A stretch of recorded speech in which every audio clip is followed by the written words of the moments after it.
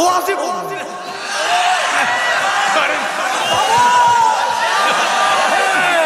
ভয়ে বাবা এদিক টাকা হাঁটুর ফুটুর করলে মনে করবো ওই দলের লোক এখনো আছে খুব জ্বালাইছে অত্যাচার করছেন আমাদের উপর একটু বলবে একটু শুনবেন না হাঁটুর ফুটুর করতেছে বসোয়া গ্রামের যে কোনো একটা মসজিদে মমতাদের মতো নর্তকী এসে যদি ড্যান্সার নাচতো আর গান গাইতো আপনারা কি করে মানা দিতেন যারা কথা বললেন না তোরা মানা দিতে কি করে মানা দিতেন না জোরে কর কি করতে কিচ্ছুই করে পারতেন না কিচ্ছুই করতে পারতেন না কারণ এটা তো ছোট মসজিদ যেই মসজিদ থেকে যেই সংসদ থেকে বাংলাদেশের 20 কোটি মানুষের রিজিক বন্টন হয়েছে সেই জায়গা মমতাদের মতো নর্তকী নাইসে গায়া সংসদটাকে নষ্ট করছে একটা লোককে প্রতিবাদ করছে এনটা কিভাবে তাড়াবে স্যার বালবালাই করতেছ আমি আইসি দিয়ে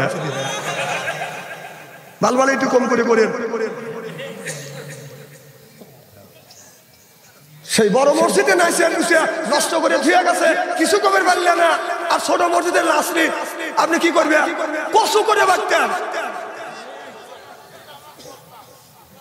কথা কি মগজের মধ্যে নিচ্ছে কত বড় কাম করছে কথা কি ঢুকাচ্ছে ভাত খান আল্লাহর জমিনে কিন্তু হিসাব করে ভাত খাও না যে কত বড় কাজ করছে মমতাজের মতো যে 11টা স্বামী ছাড়ছে তাগিদ দিয়ে নাইছে গাওয়া নষ্ট করছে তারপরে হাততালি বাজছে এখন হে বুবু কোথায় হে মমতাজ কই আর নাই নীরব আমার মমতাজ আজ কোথায় পালাইছে উল্টো পাল্টা নাচ দেখাইয়া সংসদ নষ্ট কইরাছে আমার বুবু মমতাজ আজ কোথায় পালাইছে কোথায় রলেন কাদের কাকা কামরুল ইসলাম হাসান দাদা কোথায় রলেন কাদের কাকা কামরুল ইসলাম হাসান দাদা ও যে আবু সাইদের রক্ত দিয়া হুলি খেলেছে ও যে ছাত্রদের ওই রক্ত দিয়া হুলি খেলেছে আমার বুবু মমতাজ আজ কোথায় পালাইছে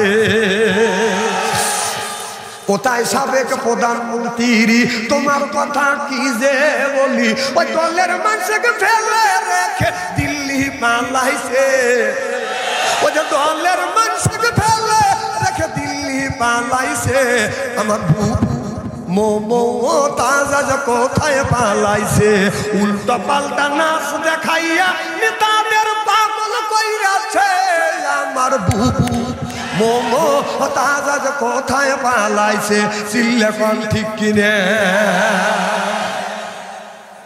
না না এ বুবু তোর যদি বুকের পাটা থাকে আর তুই যদি মুসলমানের বাচ্চা থাকিস তুই আর একবার আয় নাকি কন আমি কাদের কেউ বলি তুই আর একটা বার এসে জানিস না মমতাজে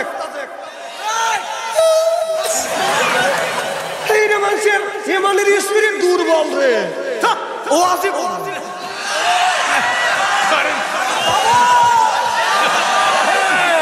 ভয়ে বাবা চলে যাবে মনে হয় এতই সস্তা স্ত্রী করলে মিলে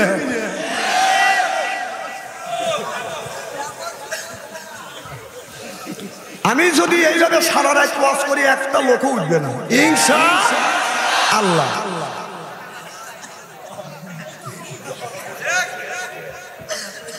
আমার ভাইয়েরা এদিক তাকান সেরা কি একবারে খারাপ রে ভাই হয়তো একটু কালো বানাইছে আল্লাহ একটু পামদা শুরু করলে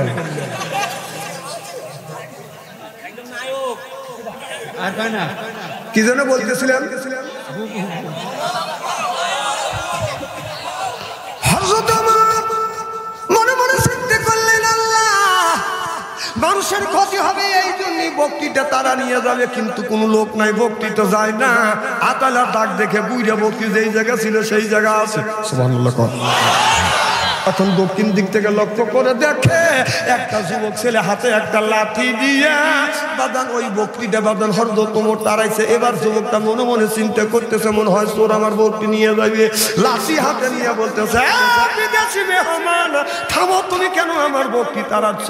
তোমার নাম কি? তোমার বাড়ি কোথায়? হরদত ওমর চিন্তা করতেছে এই যুবকটা আমাকে ধমক দিয়ে কথা বলে। এবার তোমার মনে মনে চিন্তা করতেছে, আমি যদি বলি ওমর, যুবকটা মুইটিয়া ভালাইবে। কথা কয় না, কথা কয় না। কারণ ওই জামানার মধ্যে ছোট ছোট বাচ্চারা যদি ঘুম না আসতো, মা ঘুম পাড়াইতো। আমাদের ছেলেরা যদি কান্নাকাটি করে, মা বাবা ঘুম পাড়ায়, বাঘ আসতেছে, শিয়াল আসতেছে, বাঘ ডাকবো, তখন ছেলেরা মাকে জরা ধরে, বাবার গলা বাইরে ধরে। কথা বলবে না রে। ওই জামানার মধ্যে বাচ্চারা যদি না ঘুমাইতো, যদি কান্নাকাটি করতো, মা বাবা বলতো ওমরকে কি ডাক দেবো? ঘুমাসবি না ওমরকে ডাকবো? আমি ঘুমাই সেই গেছি। সুবহানাল্লাহ। সেই ওমরের কথা বলতেছি। সেই ওমর রাস্তা দিয়ে একদিন হাঁটলে 40 দিন শয়তান যেত না। সুবহানাল্লাহ। আমার চিন্তা করছে যুবকটা সেইভাবে লাঠি নিয়ে আসতেছে আমাকে মারার জন্য, কারণ আমি তো ভুল করছি। কথা বুঝতেছেন না? এবার যুবকের কাছে ওমর ভুল করছে। যুবক চিন্তা করতেছে, এখন যদি আমি বলি ওমর, যুবকটা মুইটিয়ে ভালাইবে। জোর কণ্ঠ করে এবার হযরত ওমর বললেন, যুবক, আমি তোমার একটা বকরি চুরি করবো না। এটা যা কেডা? আমি লিখল। ও বাবা, এ বাবা গেলা কে?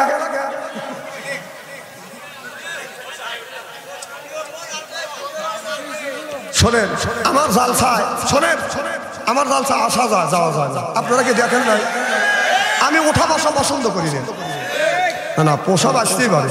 আমাকে বলবেন, এক আঙুল তুলবেন, আমি জানবো যে পোশাকের চাপ দিচ্ছে। 2 আঙুল তুললে আমি জানি যে টয়লেটে, আর 3 আঙুল তুললে আমি বলবো যে বিড়ির নেশা ধরছে। এই জ্ঞানটা আমার আছে তো। এটা তোমরা যে দুইজনে একসাথে উঠে গেলা, ও দোষ তো তোমাদের না, শয়তান তোমাদের ওই ওখানে লিসে। ওই শয়তান তোমার থুইয়া তোমার পাশে যে দুজনে ছিল তাক যা বলবে যে তোমার খালা তুমি চলে গেল, যেটা তুমি যাও। দোষ তো তোমার না, দোষ হলো শয়তানের। তুমি কি উঠে গেছো আর তুমি কি উঠতে চাইছো? শয়তান তোমাকে উঠাইছে।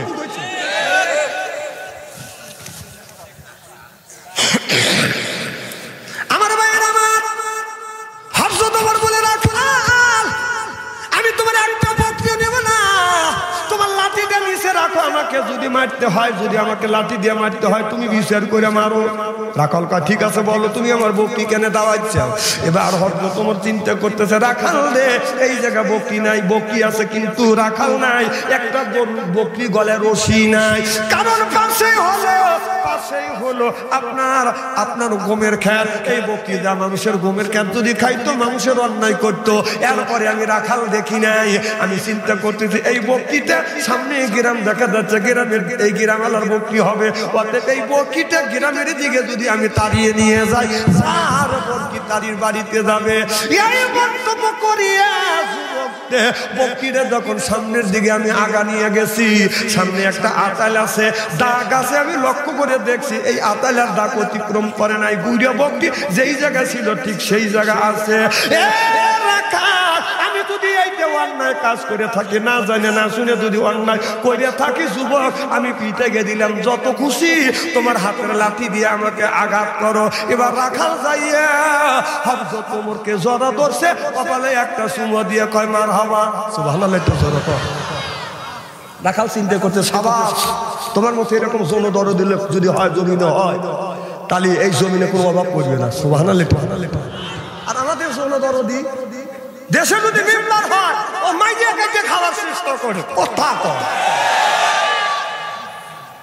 16 বছর আমাদের অবস্থা করছে যে আমার যদি ভোট দাও, এই 5 মাইলের রাস্তা করে দেবো, 5 মাইলের রাস্তা পাকা করে দেবো, প্রত্যেকবারই টিউবওয়েল করে দেবো, টয়লেট করে দেবো। নির্বাচিত জয়যুক্ত হয়ে আপনার 5 মাইলের রাস্তা খাইছে, ইট খাইছে, খোয়া খাইছে, সিমেন্ট খাইছে, রড খাইছে, ল্যাট্রিন খাইছে, টয়লেট খাইছে, গু খাইছে। যদি বলা গেছে যে 5 বছর শেষ হয়ে গেল, কিছু করলেন না, জনগণের মোবাইল করে হ্যালো খালু আইসো তো, এটা হয় রাজাকারের বাচ্চা রয়েছে, আমরা বিলে রাজাকার। আর আমার কয় মৌলবাদ। হ্যাঁ, আপনারা কি মৌলবাদ? কি কারণ মৌলবাদ? আপনারা কি কোরআন মানেন? মৌলবাদের অর্থ কি? মূলের উপরে যে বিশ্বাস করে, যে কোরআন পড়ে সেই মৌলবাদ, যে নামাজ পড়ে সেই মৌলবাদ, যে রোজা রাখে সেই মৌলবাদ, যে হজ করবে সেই মৌলবাদ। আপনারা বলেন তো মৌলবাদ এখানে কোন লোকটা মৌলবাদ না? আপনারা কি নামাজ পড়েন? আল্লাহকে কি মানেন? নবীকে মানেন? রোজা কি রাখেন? কোরবানি কি করেন? তাহলে হলো যারা নামাজ পড়বে, রোজা রাখবে, হজ করবে, যাকাত দিবে, এক কথায় আল্লাহ এবং নবীকে যারা মানবে তারাই হলো মৌলবাদ। তাহলে বাংলাদেশে মৌলবাদ ছাড়া কোন ব্যক্তি আছে? আপনারা যে এগুলি যে না বুঝে যে মৌলবাদ কান, আর যারা মৌলবাদ কা তাদের হাতে আপনারা হায় হায় মৌলবাদ। এই মৌলবাদ যদি তোর মা তোর বাবা যদি বিয়ে না পারে তো তাহলে তুই হতে বলে তো ঠিক করে। সহি কথা না?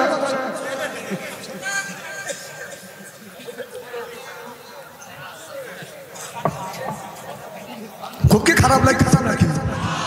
মৌলবাদ কেন বলবে? মৌলবাদ তো সবাই, যে নামাজ পড়ে না, রোজা রাখে না, হজ করে না, যাকাত দেয় না, আল্লাহ মানে না, নবী মানে না, ওই হলো অত মৌলবাদ না।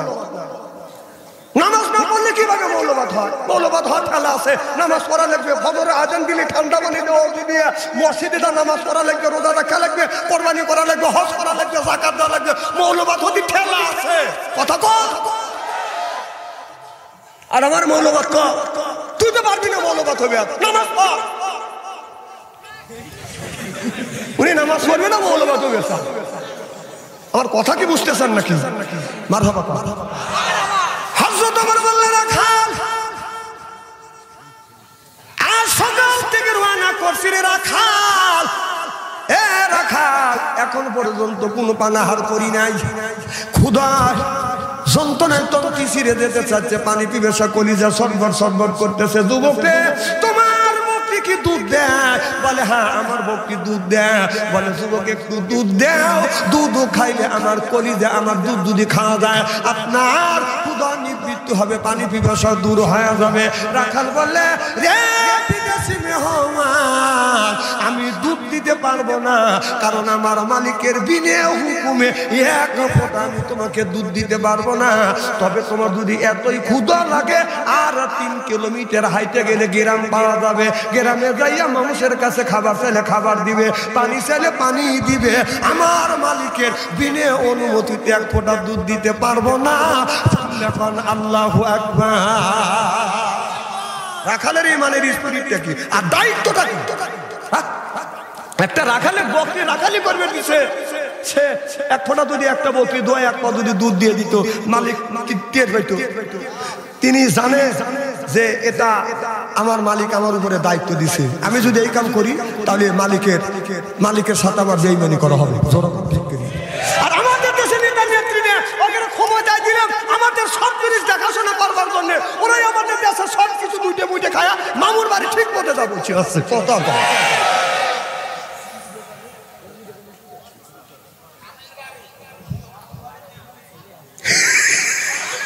না।